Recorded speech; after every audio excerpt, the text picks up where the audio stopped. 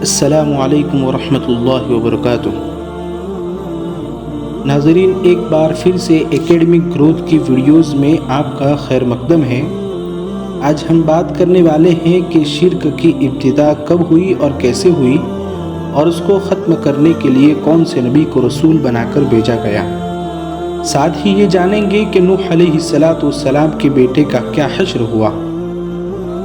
ناظرین، ویڈیو میں آگے بڑھنے سے پہلے میں آپ سے درخواست کرنا چاہوں گا کہ آپ ہمارے چینل کو سبسکرائب کریں تاکہ ہمیں ہمت اور حوصلہ ملے ایسی مفید معلومات آپ تک پہنچانے کی۔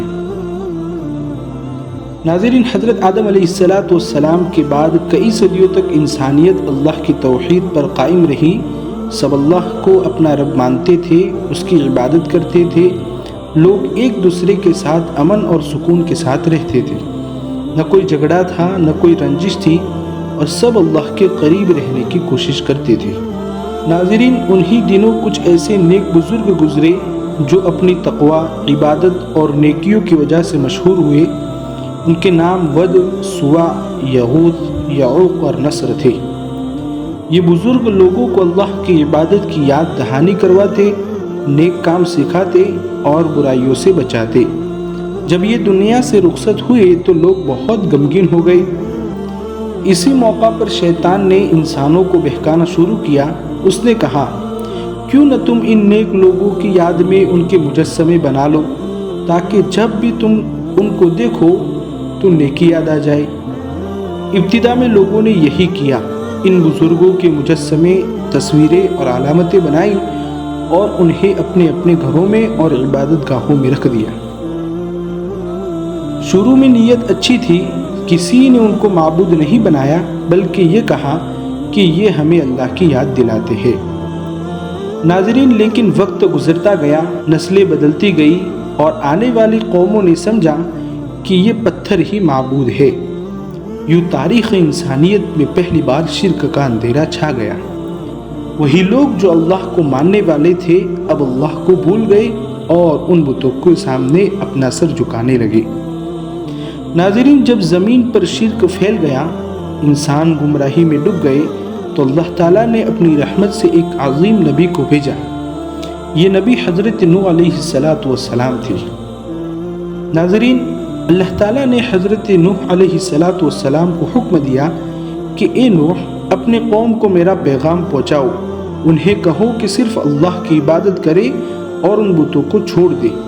نوح علیہ السلام نے اپنے قوم کو سمجھاتے ہوئے کہا، اے میری قوم، تم اللہ کی عبادت کرو، اس کے سوا تمہارا کوئی معبود نہیں ہے۔ میں تمہارے لیے ایک واضح ڈرانے والا ہوں۔ اگر تم نے اللہ کو چھوڑ دیا تو تم پر اللہ کی جانب سے عذاب آئے گا۔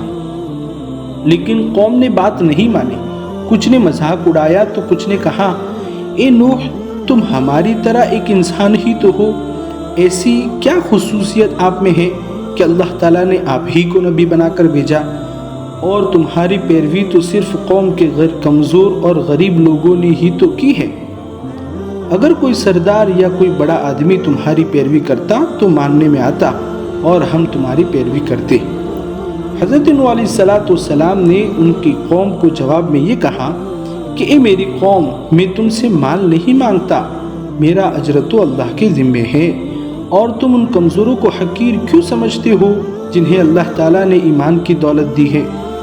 ناظرین، حضرت نوح علیہ السلام نے اپنی قوم کو دن رات دعوت دی، کبھی علانیہ تو کبھی پوشیدہ، کبھی نرم لہجے میں تو کبھی سخت انداز میں، لیکن قوم نے حضرت نوح علیہ السلام کو جواب میں یہ کہا کہ اے نوح، تم نے تو ہم کو تھکا ہی دیا، اگر تم اپنی دعوت سے باز نہ آئے تو ہم تمہیں پتھر مار کر ختم کر دیں گے۔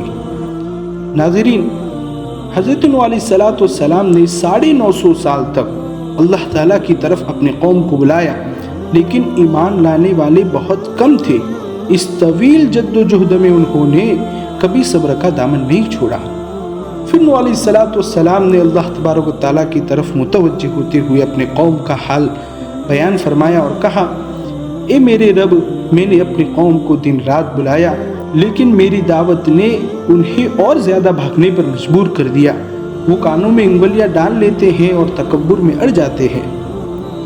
ناظرین، جب حضرت نوح علیہ السلام کی قوم نے ان کی بات نہ مانی تو اللہ تبارک و تعالیٰ کا حکم آیا کہ اے نوح، ہماری نگرانی میں اور ہماری وحی کے مطابق کشتی بناؤ۔ جب نوح علیہ السلام کشتی بنانے لگے تو قوم کے سردار آ کر ان کا مذاق اڑاتے ہوئے کہنے لگے، اے نوح، یہ کیا بنا رہے ہوں؟ بیاباں صحرا میں ایک کشتی؟ یہاں تو نہ دریا ہے اور نہ سمندر۔ دوسرا سردار بولا، کل تک تو تم نبی تھے اور آج بڑے بن گئے۔ نوح علیہ السلام پرسکون لہجے میں کہنے لگے، آج تم ہمارا مذاق اڑا لو، کل ہم تم پر ہنسیں گے جب تم پر اللہ تعالیٰ کا عذاب نازل ہوگا۔ پھر وہ دن آیا جب اللہ تعالیٰ کا فیصلہ نافذ ہو گیا۔ اللہ تعالیٰ قرآن کریم میں فرماتے ہیں کہ ہم نے آسمان کے دروازے کھول دیے زوردار بارش کے ساتھ اور زمین کو پھاڑ دیا چشموں کے ساتھ۔ پانی زمین اور آسمان سے ملا اور ایک سیلاب برپا ہو گیا، ایک طوفان برپا ہو گیا۔ حضرت نوح علیہ السلام بلند آواز میں مومنین کو پکارتے ہوئے کہنے لگے، اے ایمان والو، آ جاؤ، اللہ کے حکم سے کشتی میں سوار ہو جاؤ، اللہ کے نام سے ہی یہ چلے گی اور اسی کے حکم سے یہ ٹھہرے گی۔ نوح علیہ السلام کی کشتی میں سوار ہونے والے کچھ مومنین تھے اور ہر جاندار میں سے ایک جوڑا تھا۔ ناظرین، حضرت نوح علیہ السلام کا بیٹا بھی ایمان نہیں لایا تھا۔ نوح علیہ السلام نے اپنے بیٹے کو اس طوفان میں دیکھا تو انہوں نے اپنے بیٹے سے کہا، اے میرے بیٹے، ہمارے ساتھ سوار ہو جا، کافروں کے ساتھ مت ہو۔ بیٹا غرور میں کہنے لگا، میں پہاڑ پر پناہ لوں گا، وہ مجھے بچائے گا۔ نوح علیہ السلام روتے ہوئے کہنے لگے، آج اللہ کے حکم کے سوا کوئی بچانے والا نہیں ہے سوائے اس کے جس پر اللہ تبارک تعالیٰ رحم کرے۔ بیٹا، میرے ساتھ آ جاؤ۔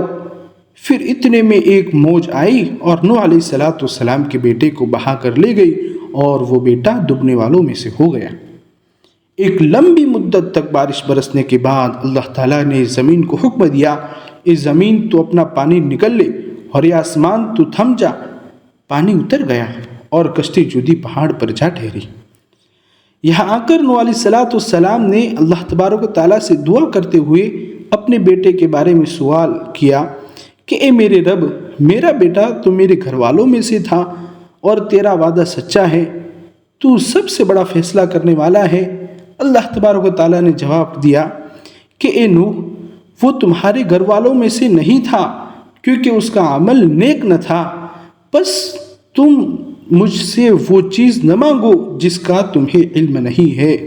نوح علیہ السلام نے فرمایا، اے میرے رب، میں تجھ سے پناہ مانگتا ہوں کہ وہ چیز مانگوں جس کا مجھے علم نہیں ہے۔ اگر تو مجھے معاف نہ کرے اور رحم نہ کرے تو میں نقصان اٹھانے والوں میں سے ہو جاؤں گا۔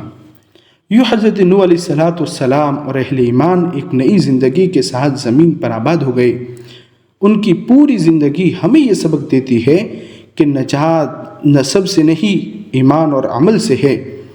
شرک سب سے بڑی گمراہی ہے اور صبر اور استقامت ہی کامیابی کا راستہ ہے۔